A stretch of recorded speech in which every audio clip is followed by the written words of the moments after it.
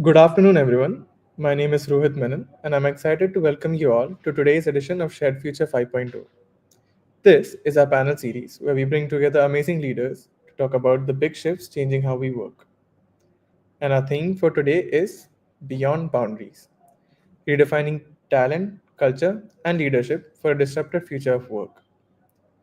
The way we work is changing faster than ever. Hybrid work has blurred where the office really is. AI is changing how we think about skills, and diverse cultures aren't just nice to have. They're a must if you want to thrive globally. So, the big questions are, how do leaders keep people at the center while embracing all this change? And how do we build leaders who are ready for a future where there are no fixed boundaries? Lucky for us, we have a powerhouse of a panel today. Leaders who are not just talking about these challenges, but actually solving them. And first, we have Isha Shah, Associate Director, People Culture at Grant Thornton. Isha brings rich experience from her time at EY, BDO, Springer Nature, and now Grant Thornton, where she leads impactful change initiatives and people strategies. She has proven track record in performance frameworks, talent development, and building cultures that balance agility with empathy. Welcome, Isha, ma'am. Can't wait to hear your insights. Thank you. Next up, we have joining us Kashish Kapoor, Vice President Human Resources at NEC Corporation, India. With over 27 years of global HR leadership, Kashish has been at the forefront of cultural integration during mergers, driving digital transformation and building inclusive workplaces. From Tata Communications to NEC, she has redefined HR as a real driver of business transformation. Welcome, Kashish ma'am. We're glad to have you with us as well. Thank you so much, and good afternoon, everybody. Good afternoon. Okay, and our third panelist is Rajendra Lingwal, Senior Vice President of HR at Persistent Systems and an accomplished executive coach. Rajendra's career spans over 30 countries, where he has designed compensation frameworks, led leadership development, and driven succession planning. As a coach, he has helped leaders navigate uncertainty and grow through change, always keeping the human connection at the core of strategy. Welcome to the panel, Rajendra sir. Thanks, everyone. And finally, steering today's discussion, we have Vikas Agrawal, Operating Officer at Sharedpro Technology. At Sharedpro, Vikas is reimagining workforce flexibility, helping companies avoid layoffs by building models of talent sharing and AI-driven hiring. That's over to you. Thank you, Rohit. Thank you for the introduction. We have a wonderful panel today with us. Thank you, Isha. Thank you, Kashish. Thank you, Rajendra, for your time for this panel. Let me just quickly start. Kashish, my first question to you. How should leaders reframe their diversity agenda in the age of Gen AI and algorithm-driven based decisions? Okay, very interesting question. Thank you so much, Vikas. See, diversity so far has been focused on what is there, who's in the room. But with AI coming in, we should now start asking questions like who's data trained, who's trained that model, for the data. So whose voices are excluded because that's an algorithm that is going to be working. So now that means that we start auditing the data sets for bias. We start incorporating the marginalized group datas and demanding more transparency from the analysis of this to ensure that it is inclusivity which is getting driven, and diversity is something which is fundamental across the voices and the thoughts that are getting represented now. So I think that is where we need to drive diversity. I think that's where we need to now segue. It's no longer just about an HR or a culture or just an HR theme. It has to do now a lot to do with the data governance and the ethics responsibility also, so that there is the misrepresentation or the bias does not create those grounds for discrimination or violations around privacy, etc. So I think it's become a more complex subject. It's it will require continuous monitoring. It cannot be, a one-off thing that happens once a quarter. I think it's going to be far, far more real time. It's moving into a more mature stage of how we are going to be consuming what what AI is going to throw up to us, and using that for what we are going to implement in our initiatives. It is also going to be something which will also define the shade of innovation and the trust in the AI powered organizations.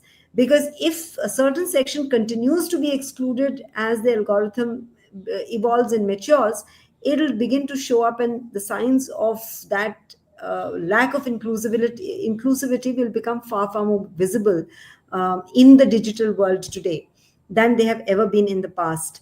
So I think it's good.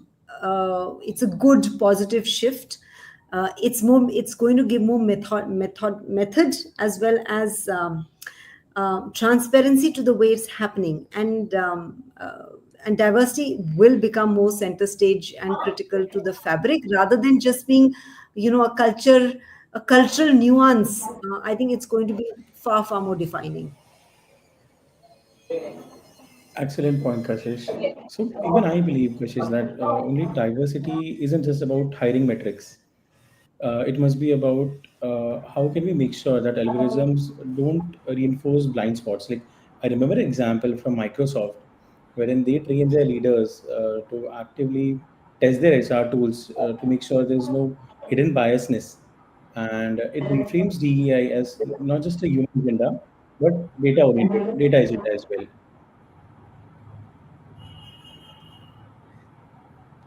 So, Isha, my next question comes to you, and this is my personal favorite. I would tell you. So, from your experience, what practical steps help employees adapt to constant changes without losing trust or engagement? Thank you for the question, Vikas. And I think we are all, hands and feet into this job at all points in time. So, in my experience, I have always believed that change is an opportunity for growth and shift rather than just looking at it as disruption. So, if I were to share it with everyone in terms of a few practical steps, the first would be that we should maintain transparency, and we need to show employees how boundaryless work or distributed teams across the globe, across regions, as well as AI augmentation, which is coming into roles, expands their career options rather than disrupting their roles. It brings in, for them, global projects, cross-functional teamwork, as well as skill pathways. It also brings in a lot of flexibility, and this, can be converted into an opportunity for growth. Secondly, in the face of change, the most important aspect is the culture. So I believe in distributed teams. Culture won't just happen uh, by just defining it in a few lines. It will have to be built intentionally with shared rituals, shared values, and reiterating core behaviors, and all led by people leaders. So there should be focus on culture by intention and culture by design. Then another crucial aspect is how continuous learning will be embedded into work. So continuous learning is the fastest way to keep people engaged, and it should not be treated anymore as an extra task, to do, but a part of work routine. So with Gen AI and AI driven support, assessments, and nudges, reskilling can become a natural part of work routine. And lastly, I believe leadership must be human centric. Leaders must trust with their presence, either physically or digitally, with visible check ins with their team members, coaching style feedback, as well as leading with empathy. So that I believe, will take everyone along with the change in a positive way. Yeah. Isha, these were very practical insights, and I remember one thing. So earlier, as you mentioned about training, so earlier we used to have hours of training, wherein it used to be so boring that no one wants to have a go through those boring sessions. And now companies like PwC are changing those things, like breaking these training sessions into small bit sizes lessons of 1 minute, 2 minutes, 5 minutes, So making sure that everyone is interested. So the human span is changing now, wherein everyone is not interested in that hour lecture, but the 10 feet, 5 minutes, 10 minute session is somewhere that we have a maximum of concentration and where we can learn maximum out of it. So these are some of the changes maybe uh, which we are doing right now. Yes, absolutely. Rajendra, next one's for you. So, what cultural nuance should leaders prioritize to keep global distributed teams aligned and motivated? Yeah, great question. So, culturally, as we all know, that people are different in different countries. We are working for the same organizations. So, I will try to answer this in the context of the culture framework. So, the culture framework, there are 4 5 dimensions, and I'll cover that. So, first is the communication style. So, there are countries, which are basically high context. There are certain countries which are low context. Countries like Japan, China, Middle East, what matters is the tone, body language, and shared understanding, goes down. And low context countries are US, Germany, where the communication can be straight, explicit, direct. So no issue. So that's where we have to take care of that. Then the second is the power index, we call it, or hierarchy, distance and all that. So there, if we all know, like India is a more of a hierarchical country. So many countries, where India or certain countries in Africa, Mexico.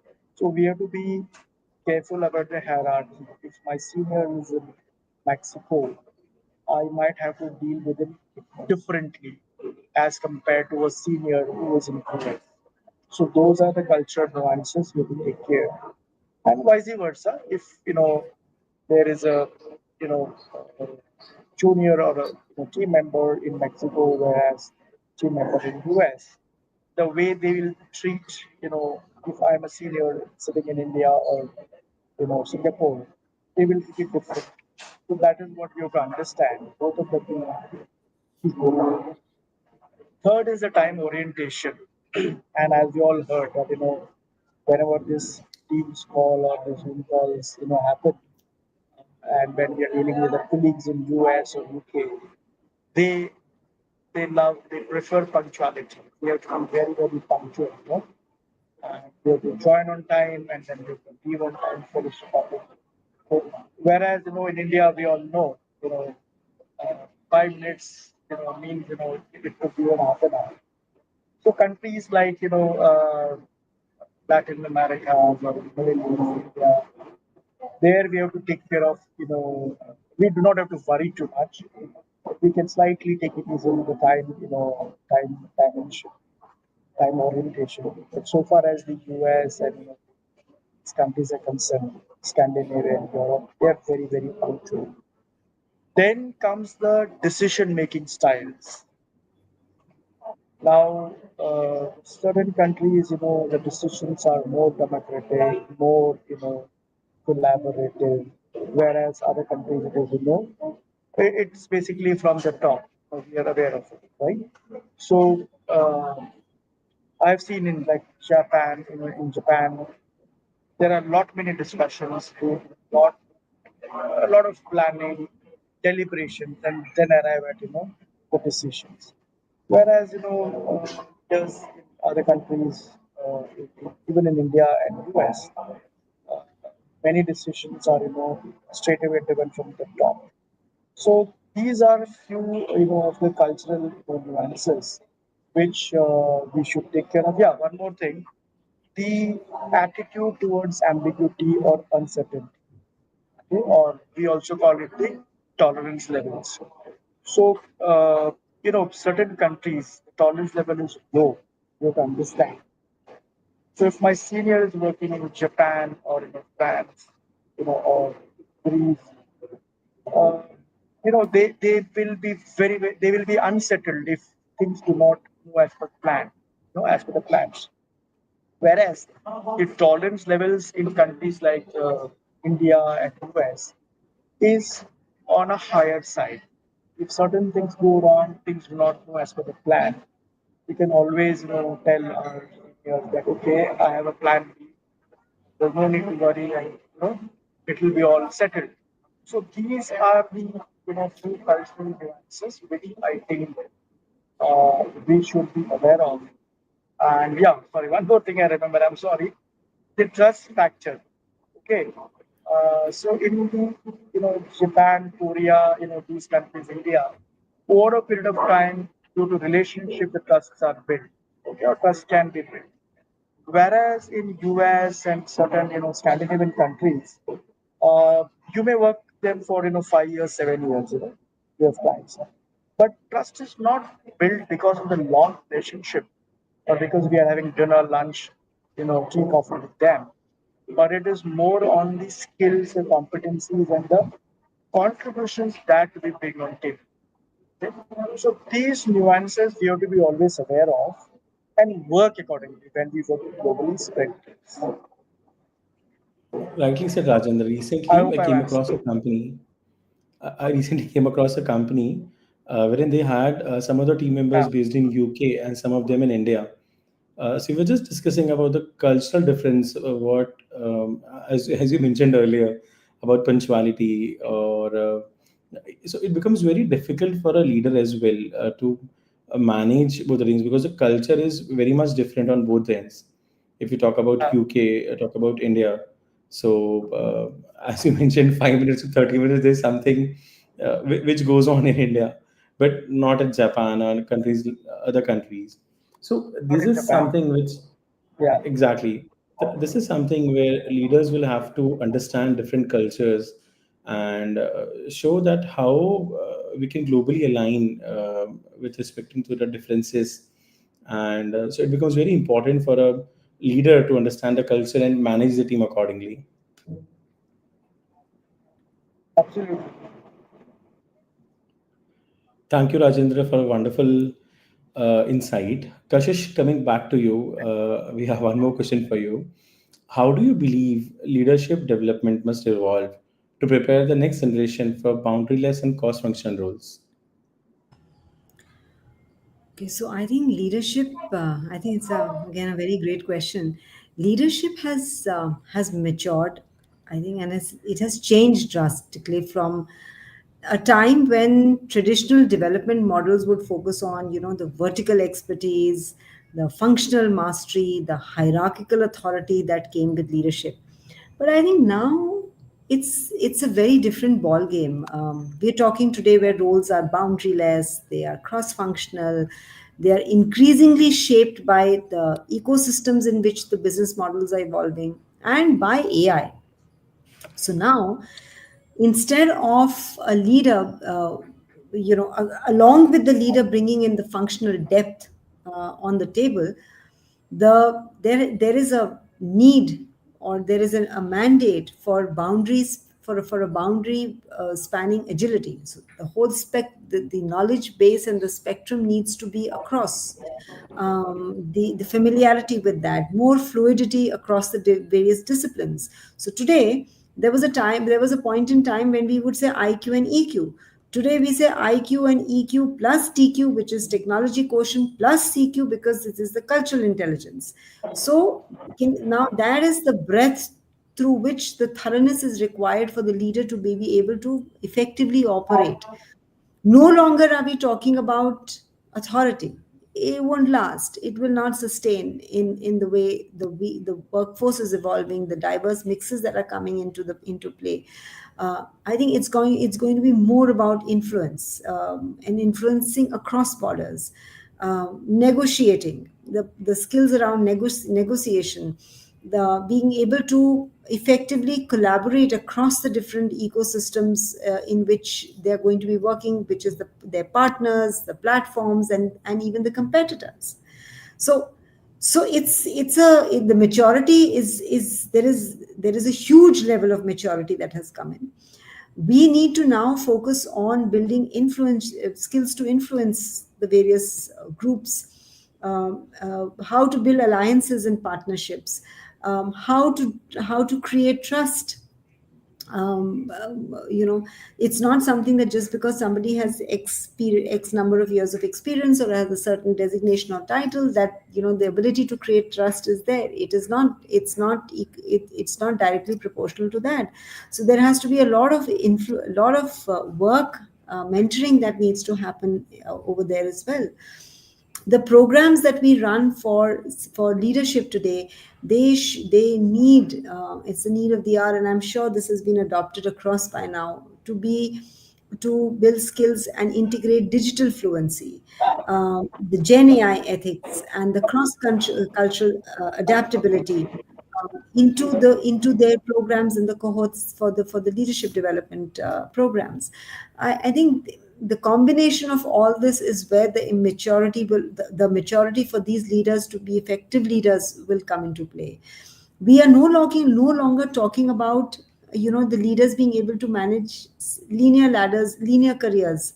There is a workforce out there that the leaders will be required, to navigate, which will be required to be more agile, more fluidity in the roles, more project based, and with a higher degree of multicultural, multi stakeholder context, because the roles are going to be more cross functional. And then I think we are redefining the whole fabric of the leadership programs now going forward. Where we earlier talked about and looked about stability is to be a standout characteristic for a leader. Today, that is getting replaced by resilience and the ability to master ambiguity, to be able to operate in a space of higher ambiguity. So, therefore, a systematic thinking, the resilience, and the comfort with uncertainty becomes even more important today. There will be more. We are now more and more thrown into situations where we don't have a precedent, where there are no models to fall back upon. I think COVID was the best teacher in that for all of us. So how do we simulate crisis labs? How do we adapt leadership challenges to be able to navigate the unknown scenarios with better and effective more planning? I could just go on and on about this, Vikas, but even I know maybe 10, even 10, just as short a span of about 5 to 10 years back, there used to be leadership. We would idolize people who were individual heroes in their own capacity as leaders. Today, we are moving in. The shift is happening towards recognizing and in getting inspired by somebody who's being able to collectively orchestrate the output and the achievements and the growth of any organization. So somebody who is a lone ranger and a lone star will no longer be able to survive in the environments that are now in the environments and the ecosystems that are developing, because the muscle to collaborate and collectively orchestrate, taking everybody along, that is going to be a higher degree of that. There's going to be a greater mandate for that. And last but not the least, I think compliance thinking, ethical and very purpose driven judgments. I think these are going to be, again, very key strains, especially with the way the data privacy is evolving, the way the structures around compliances are getting reinforced, how labor markets are evolving across the world. I I think will take coffee afterwards. the attention No, to no, I all have of to. this will be very, very important. Thank you. I think Right, great times again. We Kashish. have to redesign a lot. Yeah. Rightly said, Kashish. So even COVID has changed us a lot. As you mentioned, just at starting, we had to e-meet this time. So it's all because of COVID. So as we discussed, change is something which will definitely constantly be there. And I remember this one thing, Kashish, from Infosys, which they are recently redesigning their competency model to include the empathy, cross-functional agility, and technical skills, as you mentioned. So this is how even companies are changing their cross-functional models to make sure that we're able to prepare well for our next generation.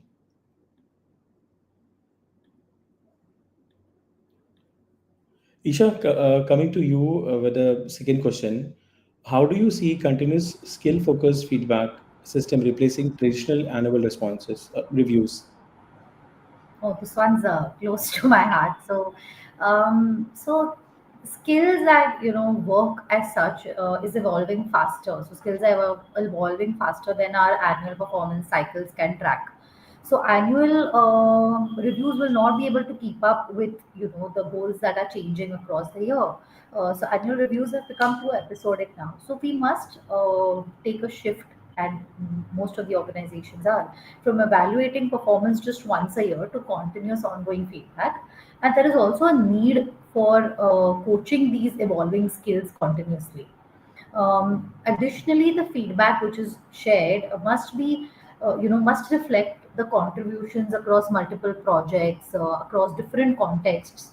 So feedback now should evolve from feedback not just for roles and job descriptions, but feedback for skills as well as for transferable skills. Hence, multi-source feedback from peers. Instead of just the traditional performance review from the manager, it has evolved to multi-source feedback from peers, from project leaders, from clients, and that also increases the fairness and the fairness factor as well as the trust amongst employees. And what I believe very strongly is that feedback should be forward looking and not just backward looking. What I mean by that is that, we should review past performance obviously and share feedback, developmental feedback. However, in the same breath, we should also focus on what skills and development areas should be built next, right? Which can keep up with the upcoming work track. So feedback can easily now become lightweight, become be integrated into your daily workflows, can be integrated with your daily tools. So Gen AI can analyze these work patterns. AI can support you with suggesting growth areas, and then it can make feedback more personalized and real. So what happens is, as a result, the person receiving the feedback or the employee, they experience continuous growth. They don't feel stuck at some point in time where they are not being able to find a way out of the roadblock. They get transparent recognition, and that leads to stronger engagement overall, and building skills along the way. Yeah. Absolutely, Isha. There is a shift across in the industry, and a lot of companies, as you mentioned, that annual responses or annual reviews are no longer being considered. Like now, people prefer weekly check-ins or even bi-weekly if we can do, wherein we can make small tasks and projects that this is something which you need to achieve, and that is more better comparatively right now, because every month, every 2 months, there are a lot of things changes coming up, and with AI, we see a lot of technology growing. Uh, as I see, so there are many roles which people are hiring for, where they're not looking for specialized developers. They're looking for generalist roles who can code on a different using AI, Yeah. maybe on a front end, back end. Both of them could be done using AI. So it's a prompt engineer role which is there right now, where people are looking for, where it's kind of a generalist role where people should know AI and how they can use AI for their own development of the product. Yeah. On point. Rajendra, coming to you with my question, which I have: how can pay and reward system Yeah. evolve to value skills and outcomes over role and titles? So that's the right question to me because I was the global head of CNB and performance management in my previous organization, LNT Technology Services. So glad you're asking this question. So I will go from the from a model framework.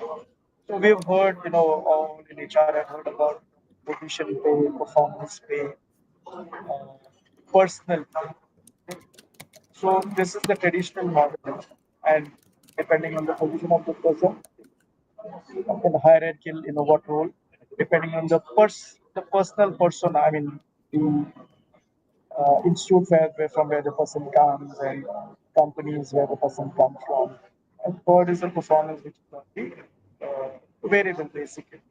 So what I've seen is that we have already moved one step ahead. The skill based was already introduced long back about 8 to 10 years back. 15 years back when IT was in its heyday. I mean, at its rise. So the skill based we've already seen. So what will now come forward is that the weightage. See, it won't be zero. So when we say that outcome based and performance based, uh, even in next probably 10, 15 years down the line, we will not have a model where totally the rewards will be based on outcome. Then you're in business. Still, people are salaried and people expect some take home money at the month end.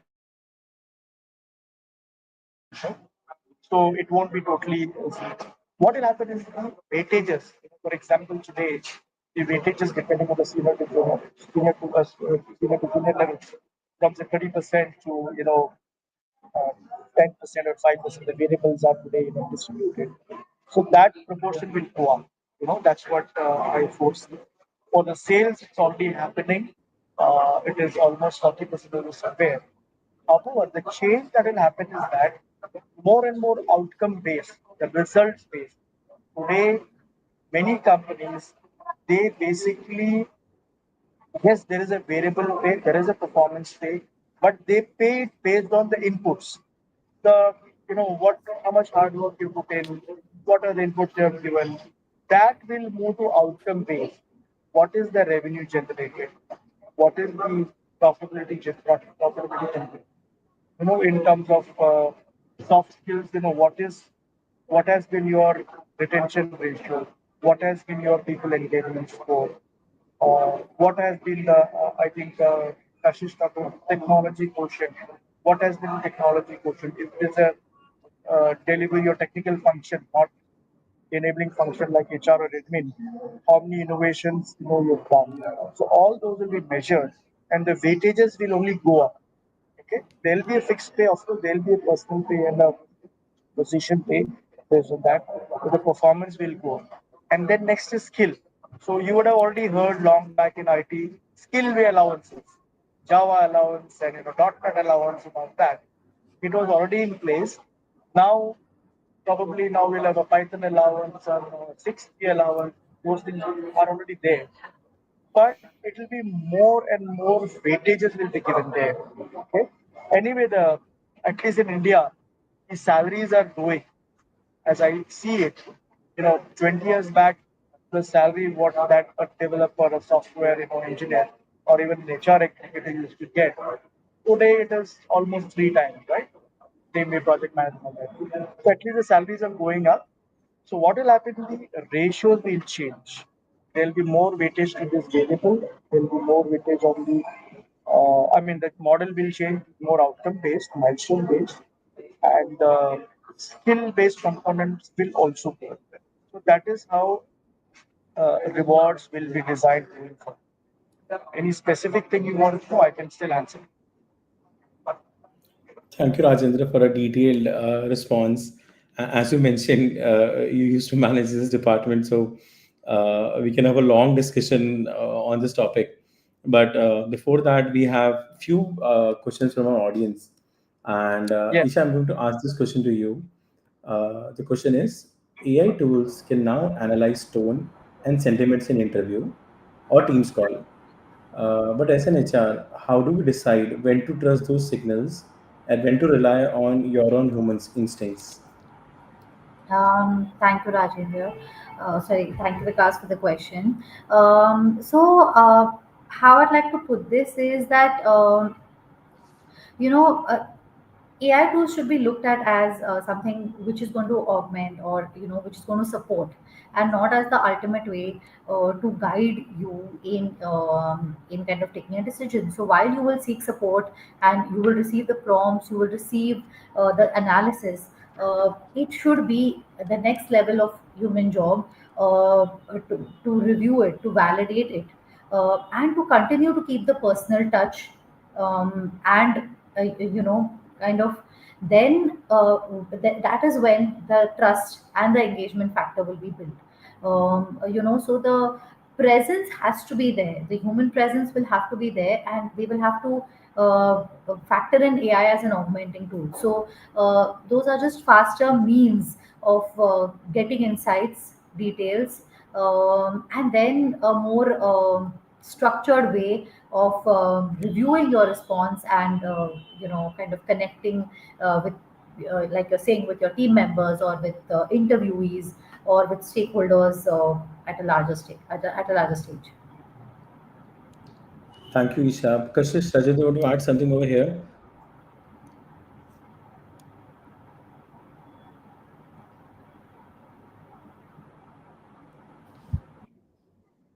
You're on mute, I think. Just Kashish? yeah, I just realized I was talking on mute. No, I think you can't take away the so there can be a certain due diligence that AI will be able to do, but any cultural assessment, and I think Isha said it very well.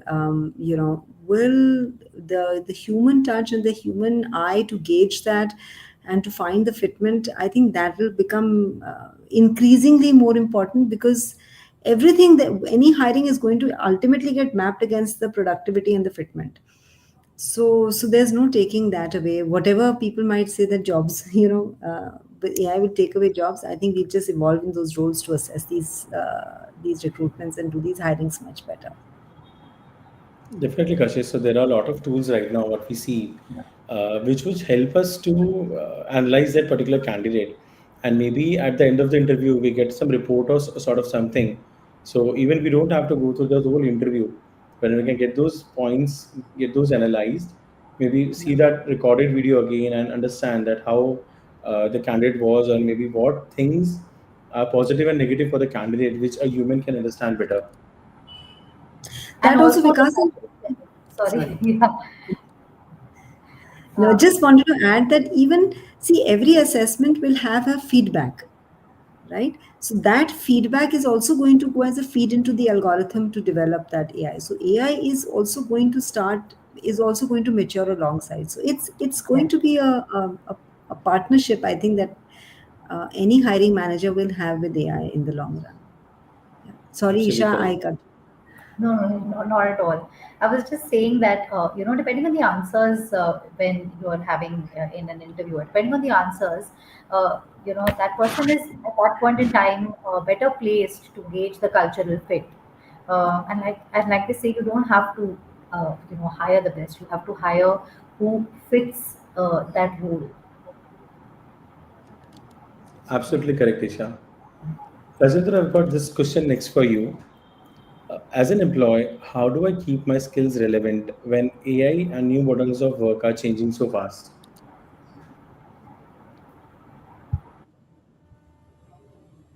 Rajendra, we're not able to hear you.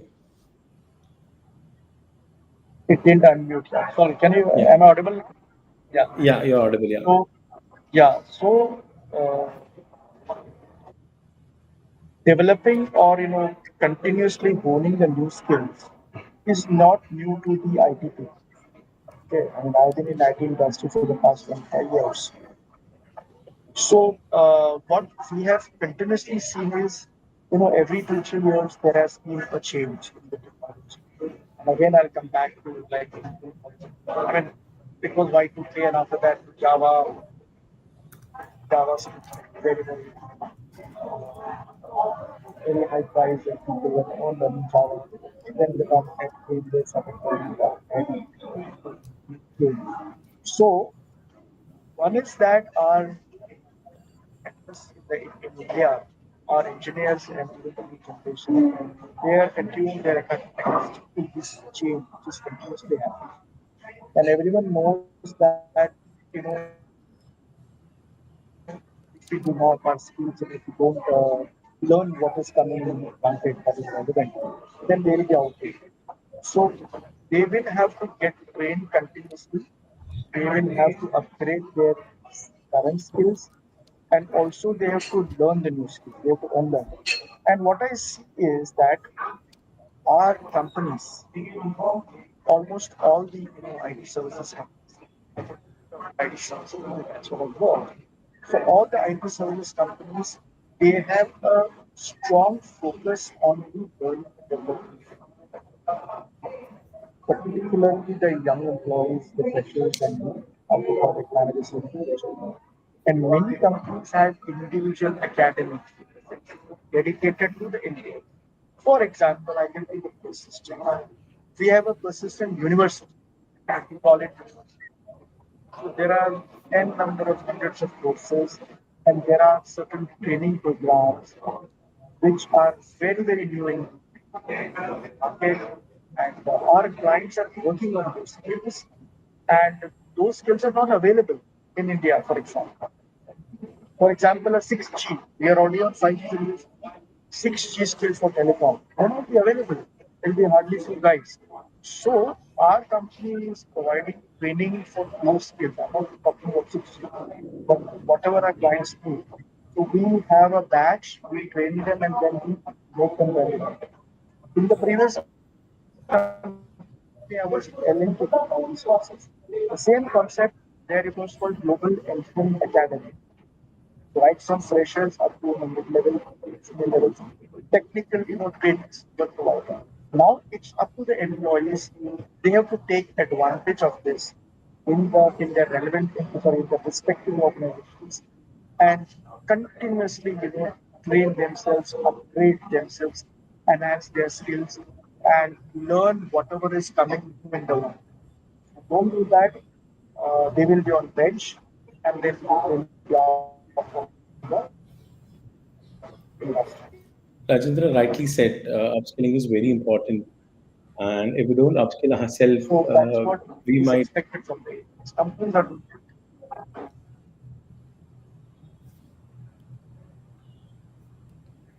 I guess we have some network issues from Rajendra. No less, we have one more question for you, Kashish, coming up. Yeah. And Can you hear me? Kashish, yeah, we can hear you now, Rajendra. Yeah. Kashish, meanwhile, we'll have this question, and if Rajendra joins us back, maybe. Rajendra, are you able to hear us? Okay. Kashish, let me start with the question. I can hear you. Yeah, yeah. Okay. Sure. This technology sometimes creates a lot of challenges for us, definitely. And thank you, Rajendra. It was Yeah. absolutely correct, which you mentioned Yeah. about upskilling. And if we don't upskill ourselves, eventually we might come on bench as a billable resource, and then it Yeah. becomes difficult for us to uh, and for us to get deployed. And maybe that is very important Yeah. about every employee should keep ourselves upskilling. Kashish, coming my last question to you would be, what leadership behaviors should HR develop to ensure global teams remain motivated and accountable in boundaryless work? So, um, I think the whole piece around coaching leaders for tomorrow, I think, and start with first inclusivity around the whole around the Gen Zs. Doing away, rewiring our own ways of thinking from the traditional to what is more relevant today. Um, a lot of focus on nurture on you know uh, producing not only functional managers but producing teams that are more adaptive, being more tech savvy. I think every time not all leaderships or not all leaders are tech savvy, though we are currently in this whole phase of getting of integrating with AI in our lives. I think compliance and ethics is going to be the topmost. The ability to the a higher degree of empathy, the ability to for more resilience. Um, um, and I think the last one I will again stress upon, though last in the list, but not last in terms of priority, is to deal with ambiguity. We've seen that in the last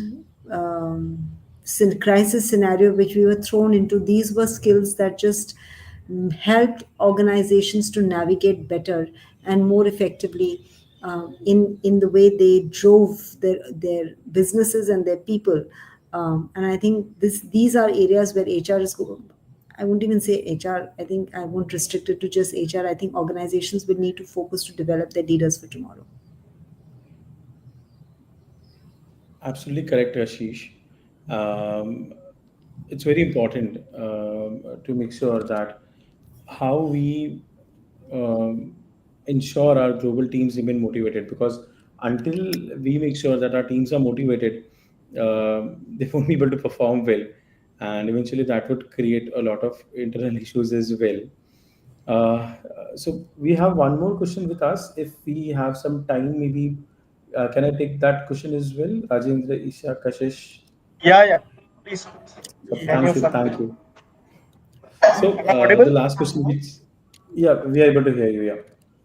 So the last question what we have here is, what leadership behaviors most reliable lift motivation across time zones and functions? So anyone would like to take that question? I'll just repeat the question once more. What leadership behaviors most reliability lift motivation across time zones and functions? What leadership skills? Yeah, leadership behaviors most reliably lift motivation across time zones and functions. I'm not sure, it's not getting highlighted. Yeah, it just got it. Yeah. I can If I give can you. go ahead, Isha. Yeah. Like to go ahead? Um, I was thinking it starts with coaching for sure. Focusing on growing people's skills and not just kind of measuring output.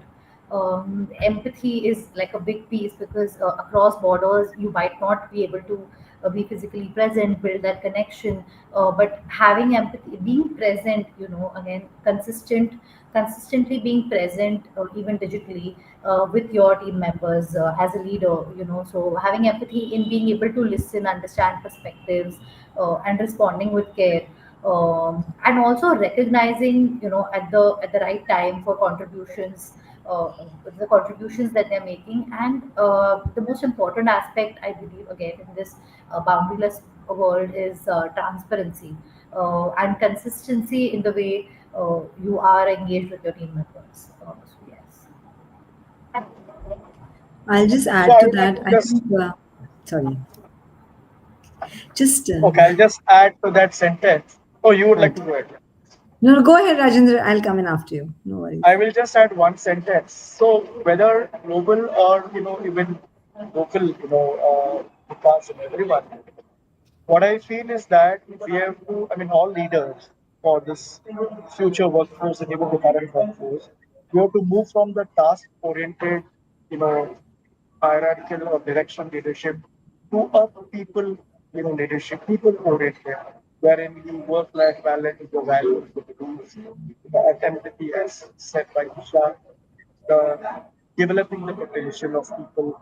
That takes priority over, other things. Yeah. Over to you. Thank you. Just wanted to add, I think, agree with everything that Isha and Rajendra have said.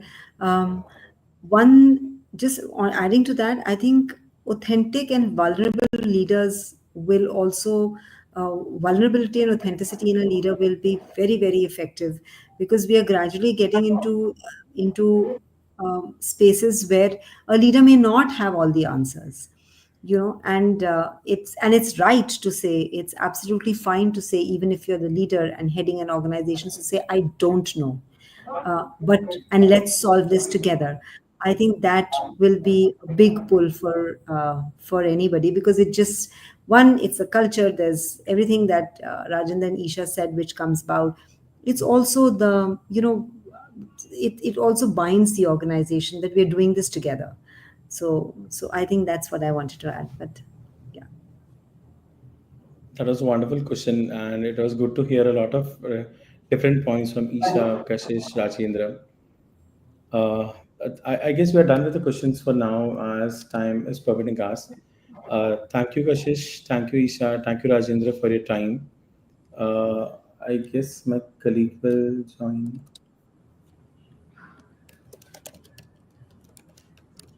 Yeah, I think thank thanks. you. Pleasure Rohit, for you're on us. mute. Yeah. Am I audible now? Yes. Okay.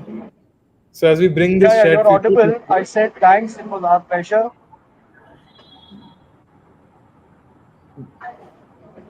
I'm sorry, it was Rajesh me. is saying thank you. Yeah, Rajesh is Rohit saying is thank coming. you for the session.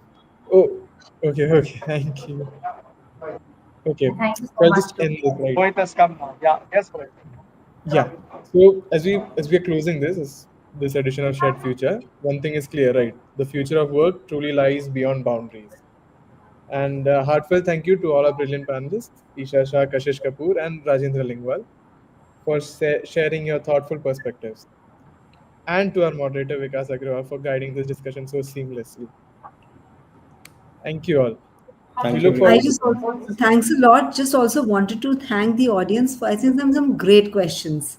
You just provoked us a little more, so thanks a lot for that to all the everybody who joined in today. Thanks, Absolutely, Rohit. Kashish. Thank you. Yeah, yeah, thank you. I agree. I agree with Kashish. Thanks, everyone. Thank you very much. And appreciate meeting everyone and hearing from all of us. Bye bye. Thank you so Thank you, much. Rajendra. Thank you. Thank you, Isha. Thank you, Kashish.